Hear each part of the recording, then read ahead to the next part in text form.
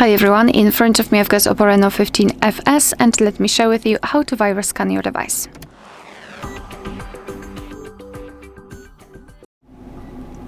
So let's start with finding the app which is called Phone Manager. This app is pre-installed, so for sure you've got one. Just try to find it and then open it. Now we have to tap on Viruses and Risks and let your device scan itself in order to find any kind of malware, viruses, any kind of problems.